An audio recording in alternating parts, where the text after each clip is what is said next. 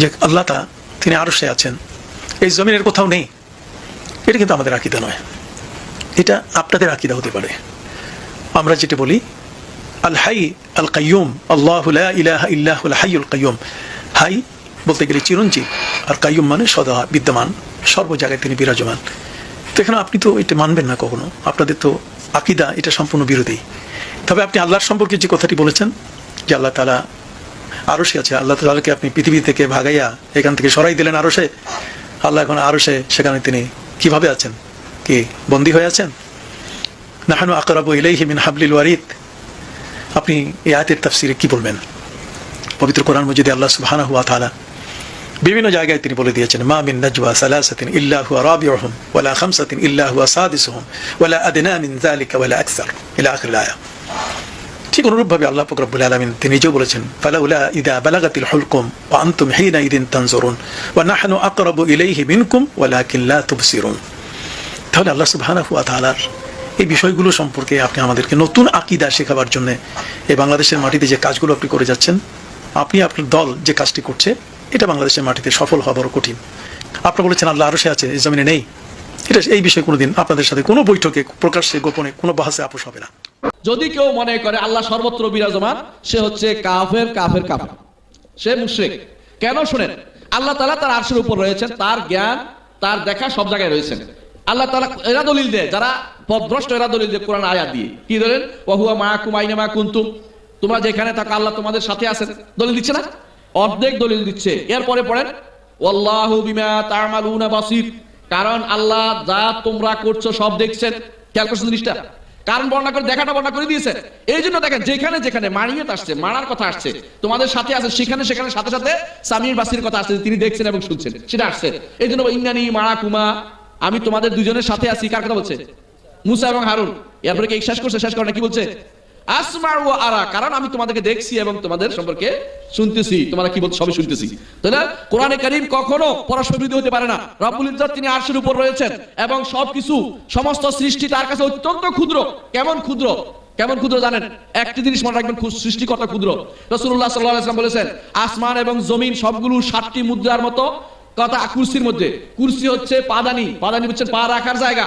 আর সে সামনে ছোট্ট একটা ফেলে রাখা ভূমি, এটার ভিতরে 7টি মুদ্রা। শেষ আসমান জমি যত সৃষ্টি আছে 7টি মুদ্রার মতো, সেগুলির ভিতরে আমরা কত ক্ষুদ্র চিন্তা করেন, আর আমরা মনে করি যে আমার সাথে আল্লাহ। এটা কি বুঝাতে চাচ্ছেন আপনি? আপনি কি আল্লাহকে এতই ক্ষুদ্র মনে করেন? মা কাদারুল্লাহ হাক্কা কাদরিহি ওয়াল আরদু জামিআন কবদাতুহু ইয়াউমাল কিয়ামা, আল্লাহকে তারা সঠিক পরিমাণ করতে জানেনি। সুবহানা রাব্বিয়াল আযীম যখন আপনি বলেন, মহান আল্লাহ তিনি কতই না পবিত্র। আযীম অর্থ কাকে বলে জানেন? আযীম বড়কে বলেন। আপনি এটা ছোট মনে করতেছেন কেন? আপনার গায়ের সাথে লেগে আছে মনে করছেন কেন? স্রষ্টা তিনি অনেক বড়, অনেক বড়, অনেক বড়। আযীম আযম, তিনি অনেক বড়। আল্লাহ তাআলা নিজে আযীম বলতেছে, ফাসাব্বিহ বিসমি রাব্বিকাল আযীম। আল্লাহ বলছে তিনি মহান, আযীম, তিনি আলা বলছেন, তিনি সবকিছুর উপরে, আর আপনি আপনার কাছে নিয়ে আসছেন। এটা তো এটা হ্যাঁ, আল্লাহ তাআলা তিনি আমাদের সাথে আছেন। এটা কোনো অপব্যাখ্যা নয়, এটা বলা কারিনা লফজিয়া, শব্দের মধ্যে থাকলে এটা মানতে হয়। এই পর্যন্ত আলেমরা সবাই এটা জানে।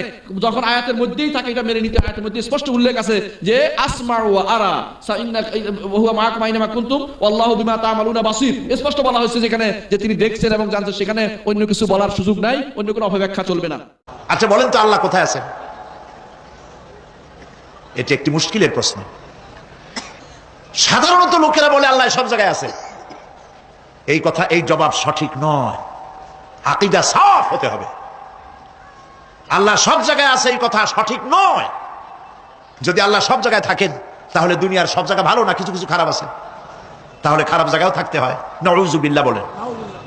আল্লাহ কোথায় আছে? এই প্রশ্ন আল্লাহরই করি। সওয়ালে মুকাদ্দারের জবাব, পৃথিবীর মানুষ আল্লাহকে প্রশ্ন করবে তুমি কোথায় আছো।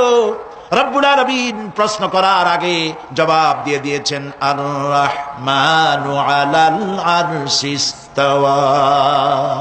আল্লাহ পাক আরশে আজিমে আছেন। কোথায় আছেন বলে? এক আঙ্গুল আকাশের দিকে উঁচু করে বলেন আল্লাহ কোথায় আছেন? আরশে আজিমে আছেন। সুবহানাল্লাহ। তবে আরশে আজিমে আছেন যে অবস্থা এমন নয় যে তিনি সাংঘাতিক রকমের কুয়াশার কারণে বাংলাদেশে কি হইতেছে তা দেখতে পান না। সে আল্লাহ রাব্বুল আলামিন সব কথা পরিষ্কার করে বলেছেন, আমি তোমার ঘাড়ের কাছে। তার মানে আল্লাহর ইলম, তার নজর, তার সামা এবং তার বাসার তার দেখা, তার শোনা, তার হিল, সবটা আমাকে ঘিরে আছে, আমি তার বাইরে নাই। আমি জানতে চাই আল্লাহ কোথায়। আল্লাহ বলেছেন আর রহমান আলাল আরশি ইস্তাওয়া, রহমান আরশের উপরে বিরাজমান, তিনি আরশের উপরে আছেন, সর্বত্র না, সব জায়গায় না, তিনি আরশের উপরে থেকেই সারা বিশ্বকে, মহাবিশ্বকে নিয়ন্ত্রণ করেন। তার রহমত সর্বত্র বিরাজমান, তার কুদরত সর্বত্র বিরাজমান, তার নিয়ন্ত্রণ সর্বত্র বিরাজমান, তার রিজিক সর্বত্র, কিন্তু তিনি কোথায়? আরশের উপরে। তিনি সব জায়গায় না, তার রিজিক, রহমত, বরকত, নিয়ন্ত্রণ, কুদরত সব জায়গায়, তিনি হলেন আরশের উপরে।